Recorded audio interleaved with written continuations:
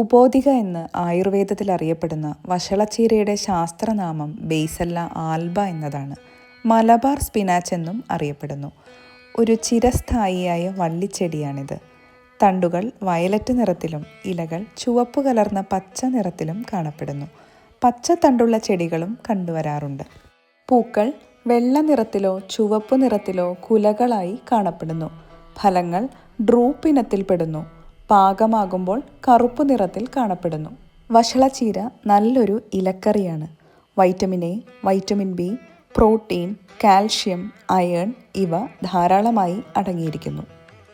പുരുഷന്മാരുടെ ലൈംഗിക ശക്തി വർദ്ധിപ്പിക്കുന്നതിനുള്ള ഔഷധം എന്ന നിലയിലും അല്പം മാദകത്വം ഉണ്ടാക്കുന്ന ദ്രവ്യം എന്നർത്ഥത്തിലും സംസ്കൃത ഭാഷയിൽ നൽകിയിട്ടുള്ള മോഹിനി എന്ന പേര് ഏറെ അന്വർത്ഥമാണ്. ഇത് അല്പമായി നിദ്രയും ആലസ്യവും ഉണ്ടാക്കുന്നു. വാതപിത്ത രോഗങ്ങളെ ശമിപ്പിക്കുകയും ശരീരബലത്തെ വർദ്ധിപ്പിക്കുകയും ചെയ്യുന്നു. മൂത്രളവും ശുക്ലവർദ്ധകവും വാജീകരണവുമാണ്. കുട്ടികളിലെ ജലദോഷത്തിന് വഷളച്ചീര വാട്ടിപ്പിഴിഞ്ഞെടുത്ത നീര് കൽക്കണ്ടം ചേർത്ത് നൽകുന്നത് നല്ലതാണ്. ഉറക്കക്കുറവിന് വഷളച്ചീര ഇടിച്ചു പിഴിഞ്ഞ നീര് കുളിക്കുന്നതിന് 15 മിനിറ്റ് മുൻപ് നെറുകിൽ തളം വയ്ക്കുന്നത് നല്ലതാണ്. ഗർഭിണികളിലെ മലബന്ധത്തിൽ മിതമായ അളവിൽ കഴിക്കുന്നതും ഫലപ്രദമാണ്. പ്രസവം എളുപ്പമാക്കുന്നത് കൊണ്ടാകാം സുഖപ്രസവഘൃതത്തിലെ ഒരു ചേരുവയാണിത്.